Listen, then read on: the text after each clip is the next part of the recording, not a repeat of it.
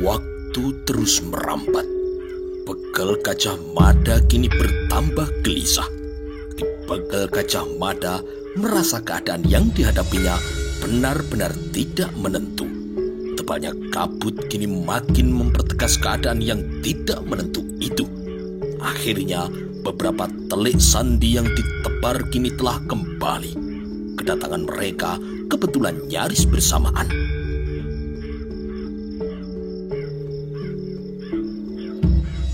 Apa yang akan kau laporkan?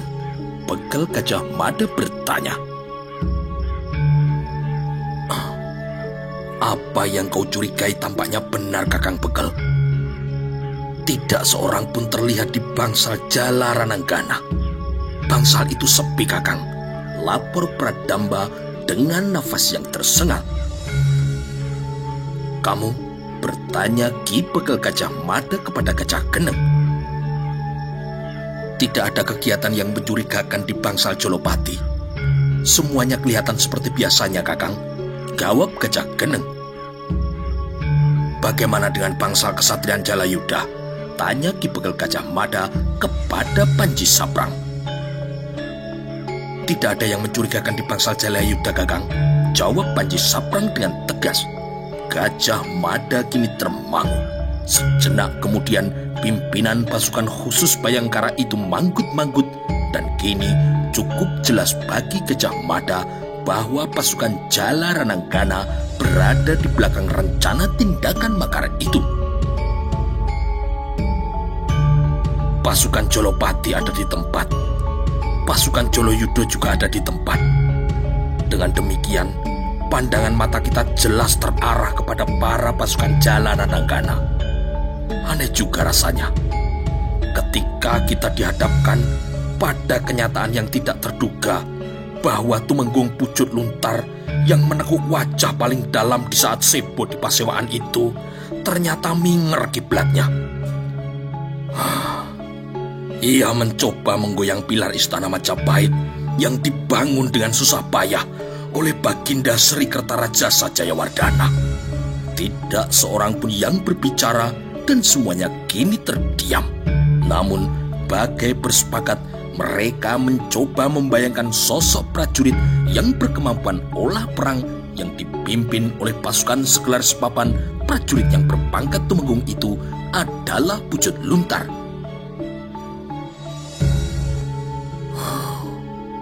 Aku sama sekali tidak menduga, desis Singopraben. Ya, aku juga tidak mengira Tumenggung Pucuk Luntar sanggup melakukan itu, Riung Samudra menegaskan. Bukankah dulu Tumenggung Pucuk Luntar boleh dikatakan adalah tanan-tanan dari Lembu Anabrang? Kedudukan yang diperolehnya itu karena jasa-jasanya menggempur Beteng Pajarakan dan kemudian membenamkan Lembu Sora. Suasana kini kembali menjadi hening. Gajah Mada melihat keadaan benar-benar tidak bisa dianggap sepele. Begal Gajah Mada merasa selamat atau tidaknya keluarga raja kini berada di pundaknya. Benar-benar sebuah tanggung jawab yang teramat berat. Gajah Mada kini menatap langit mencari bintang-bintang. Namun ternyata tidak ada bintang di sana. Apakah ini sudah masuk waktu tengah malam? Tanya Begal Gajah Mada. Sebentar lagi, Kakang, jawab Gagak Bongol. Semoga saja Tumenggung Pucuk Luntar belum menyadari bahwa kita telah mencium gerakannya. Aku akan menemui Tumenggung Panjiwatang dan Tumenggung Banyaksora. Aku berharap mereka masih memiliki kesadaran untuk membela negaranya, tidak mendahulukan kepentingan dirinya sendiri. Waktu yang ada harus kita gunakan untuk mempersiapkan diri sebaik-baiknya. Termasuk kemungkinan yang paling jelek, kita harus mengungsi. Karena itu, aku tugaskan kepadamu Panjang Sumprit, Lembu Pulung, Kartiko Sinumping, dan Joyoboyo untuk mempersiapkan pengamanan pengungsian para ratu, terutama Tuan Putri Breda dan Tuan Putri Bekahuripan yang saat ini tengah datang berkunjung. Pengawalan ini akan dipimpin oleh Lembu Pulung. Apakah kau siap? Tegas Begal Gajah Mada. Saya siap, Kakang, jawab Lembu Pulung dengan tegas. Lembu Pulung amat menyadari kecantikan kedua putri itu memang sanggup membuat pikiran waras menjadi gila. Bukan hal aneh dan luar biasa apabila kecantikan kedua putri itu mampu membuat orang lupa diri meskipun mereka masing-masing telah mempunyai calon suami. Soal para janda dari Raden Wijaya, kecuali dia Ratu Prajna Paramita yang kebetulan sedang berkumpul di Rimbi, dengan demikian Gajah Mada tidak terlampau mencemaskan mereka. Jangan menunggu waktu. Persiapkan segala sesuatunya mulai sekarang. Ki Bekel Gajah Mada mulai memberi perintah. Segera kini terjadi kesibukan yang luar biasa di halaman Tatak Rambat Balimanguntur, dan dengan cermat Gajah Mada mengatur persiapan-persiapan untuk membendung banjir bandang yang nanti akan terjadi. Akan tetapi sejauh itu Bekel Gajah Mada belum menugasi seseorang untuk membangunkan Prabu Jayanegara sebelum mendapat jawaban yang pasti atas gerakan-gerakan yang mencurigakan yang akan dilakukan oleh pasukan Jalarananggana di bawah pimpinan Tumenggung Pucuk Luntar itu. Gajah Mada yang tidak ingin kehilangan lacak atas gerakan apapun yang terjadi di bangsal kesatrian pasukan Jalarananggana kemudian menempatkan 3 orang telik sandi untuk segera menemukan tempat pasukan Jalarananggana berada setelah jelas-jelas mereka tidak berada di bangsal kesatriannya. Sejenak kemudian berderaplah 2 ekor kuda membelah malam. Bekel Gajah Mada yang ditemani oleh Gagak Bongol kini menuju bangsal pasukan Jolopati. Kedatangan Bekel Gajah Mada kini mengagetkan 4 prajurit yang berjaga-jaga di regol utama kesatrian Jolopati. Mereka berloncatan sambil melintangkan pedang dan tombak mereka. "Siapa itu?" bertanya salah seorang prajurit. "Bekel Gajah Mada dari Bayangkara." Gajah Mada menjawab pertanyaan itu dengan tegas. Bekel Gajah Mada kemudian segera menghitung keadaan. Ternyata memang benar. Sesuai laporan telik sandi bahwa para pasukan Jolopati tetap berada di bangsal kesatriannya. Namun Bekel Gajah Mada merasa tidak harus mempercayai keadaan itu begitu saja. Tanpa banyak bicara, Gagak Bongol selalu mengambil jarak yang tidak seberapa jauh dan bersiap siaga jika sampai terjadi sesuatu. "Aku akan menghadap Rakrian Tumenggung Banyaksora," berkata Bekel Gajah Mada dengan tegas. Para prajurit penjaga regol kesatrian Jolopati saling pandang. "Tengah malam seperti ini, Ki Bekel?" bertanya salah seorang dari mereka. "Ya, apa yang akan kubicarakan adalah hal yang sangat penting dan tidak bisa ditunda. Waktu memang baru berada di pertengahan malam. Dari kejauhan terdengar suara kentongan yang dipukul dengan nada Doromuluk sebagai pertanda keadaan aman, sekaligus malam kini tengah berada di puncaknya. Gajah Mada merasa sesak karena waktu itu baginya cepat sekali bergerak. Sebenarnya waktu yang dimilikannya amat sempit dan terbatas. Salah seorang dari pengawal regol bangsal kesatrian yang bertubuh paling besar dan paling kekar kemudian maju ke depan. Orang itu mencoba tampil untuk mewakili teman-temannya. "Ini waktu tengah malam. Kau mestinya tahu bahwa di saat seperti ini pimpinan kami Rakrian Tumenggung Banyaksora tidak bisa diganggu. Rakrian Tumenggung sedang beristirahat," ucap prajurit itu dengan lantang. Bekel Gajah Mada kini menjadi jengkel. Dalam tatanan keprajuritan antara lain disebut bahwa para prajurit harus siap siaga setiap saat dan siap menjalankan perintah meskipun itu tengah malam sekalipun. Apalagi jika negara tengah berada dalam keadaan bahaya. Bekel Gajah Mada kini merasa sangat kecewa. Ia tidak mau bertele-tele, waktu yang ada amat sempit hanya untuk digunakan untuk membual dan diboroskan dengan membicarakan segala omong kosong itu. Bekel Gajah Mada kemudian segera mengangkat lencana Mahapatih dan diacungkannya kepada segenap prajurit itu. Aku tidak punya waktu banyak. Aku harus berbicara dengan Rakrean Banyak Sora sekarang juga, ucap Bekel Gajah Mada dengan tegas. Rontoklah kini nyali para prajurit yang bertubuh tinggi besar itu setelah melihat lencana yang diacungkan oleh Bekel Gajah Mada. Prajurit itu ternyata sadar bahwa pemegang lencana itu tidak ubahnya Mahapati sendiri. Akhirnya dengan bergegas mereka mempersilakan Bekel Gajah Mada untuk menunggu. Seorang prajurit kini berlari-lari menuju bangunan paling besar yang terletak di bagian paling depan dari bangsal kesatrian itu.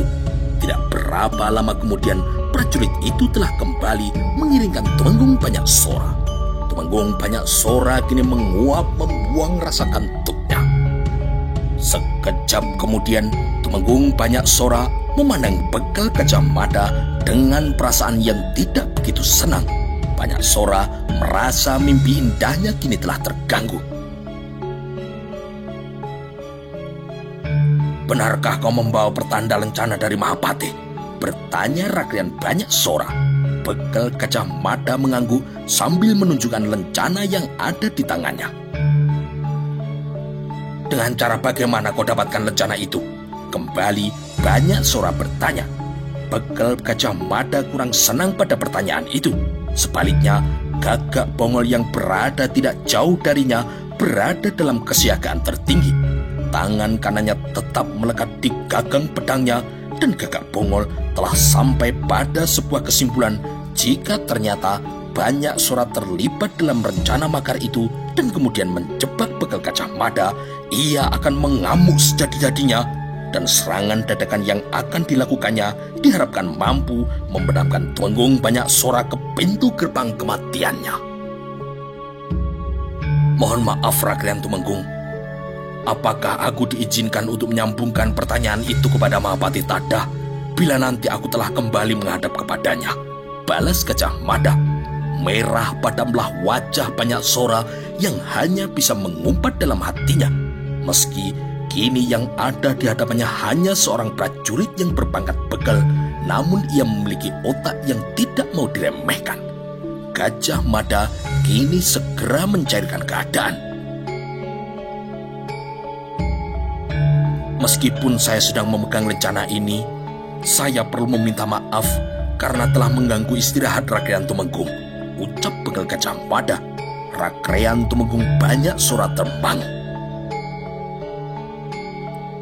Persoalan penting macam apa yang kau bawa hingga kau harus memamerkan lencana Mahapati kepadaku? Bertanya Rakrean Banyak Sora. Gajah Mada menoleh ke kiri dan ke kanan terarah pada segenap prajurit yang mengelilinginya. Mohon maaf Tumenggung, persoalan yang saya bawa hanya layak dibicarakan tanpa didengar oleh orang lain, jawab Bekel Gajah Mada. Rakrean Banyak Sora memperhatikan wajah Bekel Gajah Mada lebih cermat. Rakrean Banyak Sora melirik pada Gagak Bongol yang di tangannya melekat erat gagang senjatanya. Ikut aku, berkata Rakrean Banyak Sora.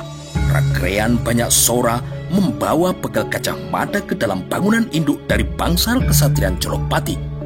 Di bangunan itulah biasanya Rakrean Tumenggung Banyak Sora menggembleng segenap prajuritnya agar makin terengginas, yang pada akhirnya selalu siap untuk dihadapkan pada keadaan seperti apapun. Sementara itu, Gagak Bongol kini tetap mengawal Bekel Gajah Mada. Di sini tidak ada siapapun yang akan mendengar pembicaraan kita. Bicaralah Bekel, ucap Banyak Sora dengan tegas. Ki Bekel Gajah Mada tidak mau membuang waktu. Berdasarkan laporan Teli Sandi, besok pagi akan ada kraman Tuan Tumenggung. Rakrean Banyak Sora terlonjak. Mendadak kakinya terasa seperti kesemutan atau kaku karena telah dibelit ular bandotan. Kata-kata dari Bekel Gajah Mada yang disampaikan tanpa basa-basi itu, apalagi dengan rasa sungkan, menyebabkan matanya kini terbelalak. Kali ini Rakrean Banyak Sora tidak berani menganggap remeh lagi. Apa kau bilang? Akan terjadi kraman? Tanya banyak sorak. Bekel Gajah Mada mencoba membaca perubahan wajah Rakrean banyak sorak dengan cermat.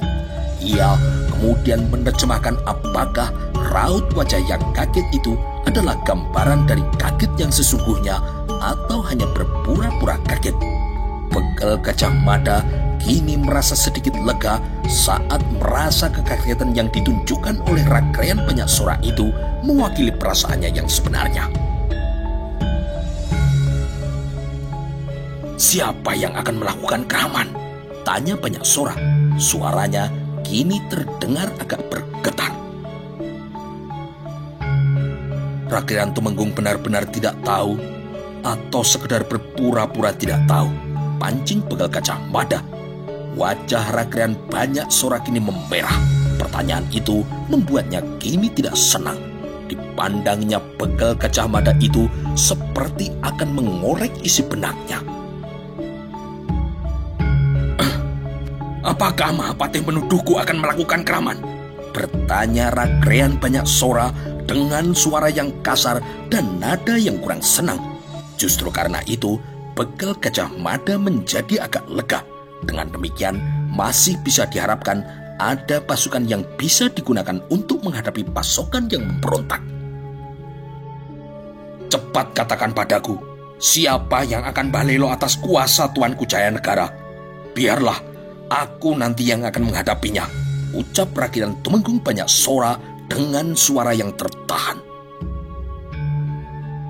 Menurut laporan Telik Sandi, pada saat ini bangsal kesatria Jala Rananggana telah kosong. Tidak ada seorang pun yang ada di bangsal itu. Pasukan Jolopati dan Joloyudo yang masih ada di tempat. Keadaan yang kusampaikan ini mungkin bisa memberikan gambaran kepada Tuan Rakrean. Ada apa kira-kira? Rakrean Tumenggung banyak sorak kini termangu. Yang kemudian muncul di kelopak matanya adalah wujud seorang Tumenggung yang pilih tanding dan memiliki kemampuan kanuragan yang tinggi. Orang itu adalah Pucut Luntar. Secara pribadi, Rakrean Tumenggung banyak sorak menyimpan perasaan tidak begitu suka kepada Tumenggung Pucut Luntar karena perilakunya yang suka menjilat dan memutarbalikkan keadaan untuk mencari muka. Kini terbukti, orang itu malah merencanakan keraman. Rakrean Tumenggung banyak sorak mondar-mandir sambil mengelus-elus janggutnya. Aku kaget mendengar Pucut Luntar menjadi gila. Selama ini, aku melihat Pucut Luntar memang seorang penjilat dan suka mencari muka. Namun aku tidak menduga kegilaannya ternyata lebih dari itu. Namun demikian, aku tidak yakin Pucut Luntar akan bertindak sendiri. Tentu, ada pihak-pihak lain yang bekerja sama dengannya. Apakah sudah kau peroleh keterangan siapa orang yang berada di belakangnya? Tanya banyak sorak. Pertanyaan itu justru membuat Bekel Gajah Mada terdiam. Benarkah Pucut Luntar kini bergerak sendiri? Gajah Mada merasa memang tidak mungkin Tumenggung Pucut Luntar akan bekerja sendiri. Tentu ada pihak-pihak lain yang mengipasinya, namun orang itu siapa? Telik Sandi akan segera mendapatkan jawabannya, Tumenggung, jawab Bekel Gajah Mada dengan tegas. Mewakili Mahapatih Haryatada, aku ingin mendapat kepastian jawaban bagaimana sikap pasukan Jolopati setelah mengetahui keadaan seperti ini, Tumenggung. Pandangan Rakrean Tumenggung banyak sorak kini lurus tertuju pada manik mata Bekel Gajah Mada.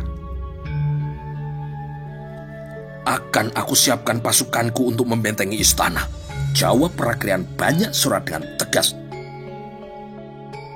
Tidak sampai mendekati datangnya pagi, pasukanku akan telah genap segelar sepapan. Mendengar itu, Bekel Gajah Mada menjadi lega. Setidak-tidaknya bisa diharapkan banjir bandang yang akan terjadi itu bisa diredam. Bekel Gajah Mada kini mohon diri. Sejenak kemudian, 2 ekor kuda yang ditunggangi oleh Bekel Gajah Mada dan Gagak Bongol telah kembali berderap meninggalkan bangsal kesatrian Jolopati. Gajah Mada merasa harus berburu waktu agar supaya ia segera sampai di bangsal Jalayuda untuk menemui pimpinan pasukan itu dan kemudian mempertegas sikapnya. Sepeninggal Bekel Gajah Mada, Rakrean Tumenggung Banyak Sora segera mengumpulkan segenap pasukannya. Banyak Sora tidak menggunakan isyarat kentongan untuk memanggil para senopati bawahannya. Namun, ia melalui utusan yang menghubungi mereka satu persatu. Para senopati itu baru merasa jelas duduk persoalannya setelah Tumenggung Banyak Sora menyampaikan apa yang tengah terjadi. Sejenak kemudian terjadilah kesibukan yang luar biasa di bangsal kesatrian Jolopati. Dalam perjalanannya, Gagak Bongol kini tidak bisa menyimpan kecemasannya. "Kakang, apakah kau mempercayai Rakrean Tumenggung Banyak Sora?" Bekel Gajah Mada memperlambat laju kudanya. Kabut tebal menjadi masalah bagi pandangan matanya, namun tidak bagi kuda-kuda yang sudah amat terlatih itu. "Apakah kau menduga Rakrean Tumenggung Banyak Sora hanya berpura-pura kaget?" bertanya Bekel Gajah Mada. "Kalau ternyata pasukan Jolopati justru bersekongkol dengan pasukan Jalarananggana, yang terjadi Kakang justru telah mengundang bahaya ke halaman istana," lanjut Gagak Bongol. "Kemungkinan itu kecil. Jika Rakrean Tumenggung Banyak Sora terlibat dalam rencana pemberontakan ini, kita berdua tidak akan keluar dengan selamat dari bangsalnya," jawab Gajah Mada. Dalam hatinya, Gagak Bongol membenarkan peristiwa itu. Sejenak kemudian, Bekel Gajah Mada dan Lurah Gagak Bongol telah sampai di gerbang kesatrian pasukan Jalayuda. Prajurit penjaga regol kesatrian kemudian mengantarkan Ki Bekel menemui Tumenggung Panjiwatang. Rupanya Tumenggung Panjiwatang belum tidur dan baru saja selesai mengadakan pertemuan dengan beberapa senopati bawahannya. Dan hal itulah yang justru membuat Gajah Mada tidak bisa mencegah degup jantungnya melaju lebih kencang.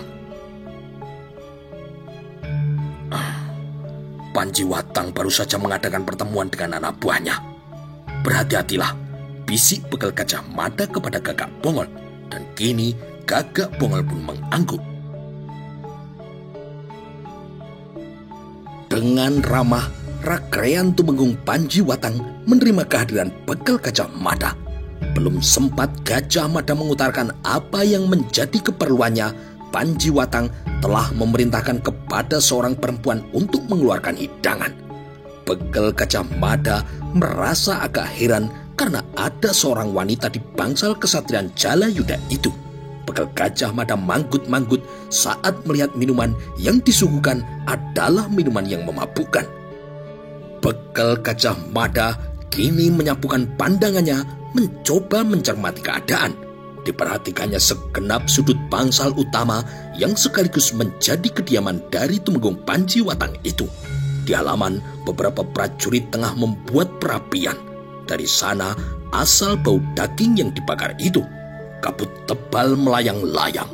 Bekel Gajah Mada kini mengalami kesulitan untuk memperhatikan jarak pandang yang lebih jauh lagi.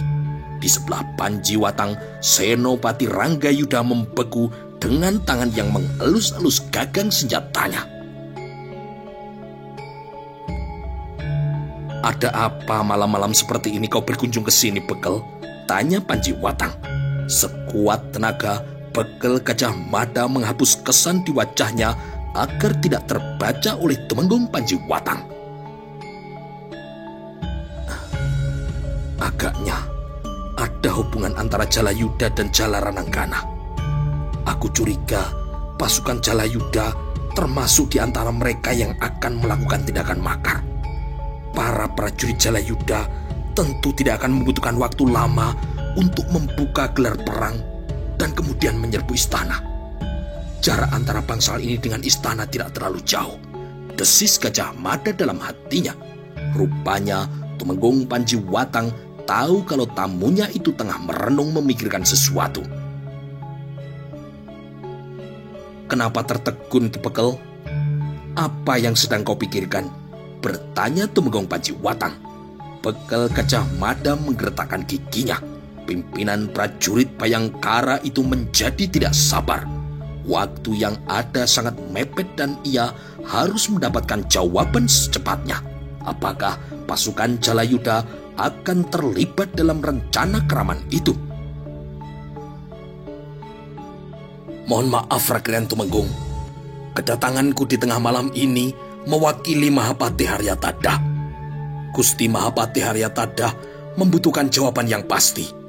Pasukan Jalayuda apakah nanti akan terlibat atau tidak dalam rencana makar besok pagi? Ucapan dari Bekel Gajah Mada yang terlampau terus terang itu memaksa raut wajah dari Rakrian Tumenggung Panjiwatang untuk berubah. Panjiwatang tidak menduga tamunya akan berbicara langsung kepada persoalan ini tanpa tedeng aling-aling. Rakrian Tumenggung Panjiwatang kini menghela nafas panjang. Bagaimana Rakrian? Ki Bekel Gajah Mada kembali bertanya. Jadi Gusti Mahapati Haryatadha sudah tahu. Sudah. Aku tidak terlibat dalam persoalan ini. Dan aku tidak akan melibatkan diri dalam persoalan Rakrian Kuti, berkata kini Tumenggung Rakrian Panjiwatang. Nama Rakuti disebut, dan itu menyebabkan rona wajah dari Bekel Gajah Mada berubah. Demikian juga dengan Gagak Bongol yang tidak bisa menyembunyikan kaget yang menyentak-nyentak di dadanya. Rakuti benar-benar sebuah nama yang tidak dihitung sebelumnya. Belum lama, Rakrian Kuti dan beberapa orang kawannya telah mendapat anugerah dari Baginda Jayanegara sebagai Dharma Putra Winesuka. Namun siapa yang mengira ternyata Rakrian Kuti justru terlibat dalam rencana makar itu. Apakah masih ada pihak lain lagi yang terlibat? Ki Bekel Gajah Mada menyimpan pertanyaan itu dalam hatinya. Bekel Gajah Mada kemudian menunggu sejenak. Rakuti dan segenap Dharma Putra Winesuka yang merencanakan tindakan makar itu.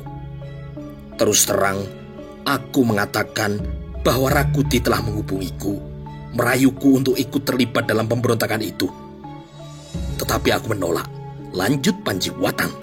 Betapa tajam Gajah Mada memandang wajah Rakrian Panjiwatang itu. Bekel Gajah Mada merasa ada sikap yang tidak seharusnya, tetapi yang telah dilakukan oleh Rakrian Tumenggung Panjiwatang adalah sikap yang dinilainya keliru. Jika Rakrian Tumenggung mengetahui rencana makar itu, mengapa Rakrian tidak melaporkan hal itu ke istana? Bertanya kini Ki Bekel Gajah Mada. Mulut Panjiwatang kini terbungkam. Ada sesuatu yang tengah dipikirkannya. Barang siapa yang mengetahui tindakan kejahatan, namun ia hanya diam tidak melakukan apapun, maka yang bersangkutan bisa dianggap melakukan kesalahan. Apalagi Tumenggung Panjiwatang, seorang prajurit yang bertanggung jawab atas keamanan dan juga ketentraman negara, ternyata tidak melakukan apa-apa. Maka sikap Rakrian Panjiwatang yang seperti itu sungguh sangat sulit diterima. Bahkan bisa dikatakan Panjiwatang terlibat secara tidak langsung dalam tindakan keraman itu. Panjiwatang bukannya tidak mengetahui hal itu, akan tetapi rupanya Panjiwatang memiliki pertimbangan dan maksud-maksud tertentu. Mendapat pertanyaan itu, Panjiwatang kini hanya tersenyum. Ki Bekel, aku menganggap apa yang terjadi besok bukanlah urusanku. Tugasku adalah menjaga ketentraman negara. Jika ada negara lain yang mencoba mengganggu ketentraman Majapahit, maka aku akan maju di barisan paling depan untuk menghadapinya. Namun jika yang bertikai adalah keluarga sendiri, lebih baik aku menempatkan diri di luar arena. Mendengar jawaban itu, tentu saja makin membuat Bekel Gajah Mada kaget dan tertegun. Dengan demikian, Bekel Gajah Mada memperoleh gambaran apa yang tengah terjadi. Yang sulit dipahami Gajah Mada adalah alasan dari Rakrian Tumenggung Panjiwatang yang menganggap pemberontakan itu adalah sebagai pertikaian antar keluarga. Itu jelas alasan yang dianggapnya mengada-ada. Jayanegara diangkat menjadi raja atas keputusan dari Raden Wijaya atau Kertarajasa Jayawardana. Dengan demikian, kedudukannya sebagai raja tidak bisa diganggu-gugat. Begal Gajah Mada juga tidak melihat pertikaian yang dijadikan untuk alasan itu. Sri Gitarya Tribuana Tunggadewi dan Raja Dewi Maharjasa, anak dari Raden Wijaya yang lain, tidak mempersoalkan dan sangat mendukung pengangkatan Kala Gemet menjadi raja dengan gelar Sri Jaya Negara. Bahkan biwara yang disampaikan oleh mendiang ayahnya yang menaikkan derajat dari Dara Petak yang sakit-sakitan menjadi Sri Tinuhueng Pura sama sekali tidak ada yang mempersoalkan. Tidak masuk akal jika Panjiwatang menganggap rencana makar itu sebagai persoalan keluarga. Apalagi Rakuti bukanlah anggota keluarga garis keturunan dari Raden Wijaya. Baunya sangat menyengat. Panjiwatang tentu bermaksud memanfaatkan keadaan itu untuk kepentingannya sendiri. Gajah Mada pun kini memeras otaknya. Kini aku mendapat gambaran. Para rakrian Dharma Putra Winesuka yang mendalangi rencana pemberontakan itu. Para rakrian Winesuka mengajak Tumenggung Pucut Luntar dengan janji-janji tertentu, mungkin jabatan yang tinggi. Rakrian Tumenggung Pucut Luntar bersedia bergabung. Namun Rakuti tidak bersedia mengajak Rakrian Tumenggung Banyak Sora karena Rakrian Banyak Sora mempunyai sikap yang tegas. Selanjutnya, Rakuti tentu juga merayu Rakrian Tumenggung Panjiwatang. Namun, ternyata Tumenggung Panjiwatang mempunyai sikap yang lain. Jelas, Rakrian Panjiwatang menyimpan tujuannya sendiri. Manakala pasukan yang bertempur besok sudah sama-sama remuk, Panjiwatang akan tampil menggilas semuanya. Jika perhitunganku tidak salah, yang aku hadapi ini benar-benar orang yang cerdik dan juga culas, ucap Gajah Mada dalam hatinya. Merasa telah menemukan jawabannya, Begal Gajah Mada tersenyum. Diliriknya gagak bongol yang telah bersiaga dengan tangan kanannya yang melekat di gagang senjata. Jadi, Rakrian tidak akan ikut campur terhadap pertikaian yang terjadi besok, desak Gajah Mada. Ya, aku tidak akan ikut campur, jawab Panjiwatang dengan tegas. Sebenarnya, siapa menurut Rakrian Panjiwatang mereka yang tengah bertikai itu? Bertanya kini Ki Begal Gajah Mada. Aku bukan anak kecil yang layak diberi pertanyaan seperti itu. Semua orang tahu jawabannya. Begal Gajah Mada kini menjadi semakin jengkel. Persoalannya bukan siapa yang tengah bertikai Tumenggung. Kalaupun dianggap orang yang bertikai itu ada, Tuanku Sri Jaya Negara adalah raja yang sah, yang pengangkatannya sebagai Pangeran Pati dilakukan sendiri oleh Tuanku Prabu Rajasa. Mengapa Rakrian tidak mengambil sikap membela Tuanku Jaya Negara? Rakuti itu siapa? Desak Begal Gajah Mada. Kau menganggap tidak ada yang bertikai? Bertanya Panjiwatang dengan suara yang ketus. Para istri Tuanku Rajasa tidak ada yang berkeberatan terhadap pengangkatan Tuanku Jaya Negara. Lebih dari itu, Tuan Putri Breda dan Brekahuripan juga telah menerima pengangkatan itu dengan ikhlas. Ada senyum sinis yang menyungging di sudut mulut Panjiwatang. Meskipun Panjiwatang dengan segera menghapus kesan itu, namun Begal Gajah Mada telah melihatnya. Rupanya secara pribadi, Rakrian Panjiwatang tidak suka terhadap Tuanku Jaya Negara, kata Begal Gajah Mada dalam hatinya.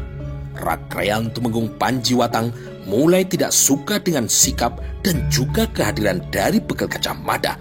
Akan tetapi Panjiwatang harus menahan diri karena Begal Gajah Mada membawa lencana Mahapati.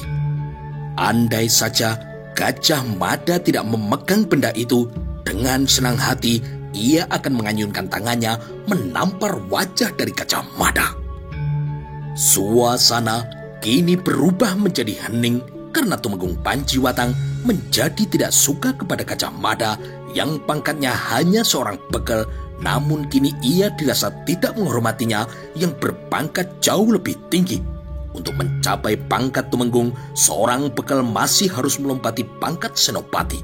Lebih dari itu, belum tentu seorang Tumenggung kini memegang pasukan. Sebaliknya, Bekal Gajah Mada juga tidak kalah jengkelnya. Sebelum saya kembali, Tuan Rakren Tumenggung, saya ingin mendapatkan jawaban yang tegas. Besok pagi akan ada keraman. Rakren Tumenggung tidak akan menggerakkan pasukan melindungi istana.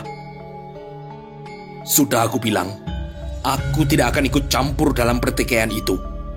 Aku menganggapnya sebagai persoalan yang tidak perlu melibatkanku dan juga melibatkan pasukanku Jalayuda. Simpulan yang tegas dan jelas itu telah diperolehnya. Dengan demikian, Bekal Gajah Mada telah mendapat kepastian bahwa pasukan Jalayuda tidak bisa diharapkan. Bahkan sikap dari pasukan Jalayuda itu bisa dikatakan sebagai keraman juga.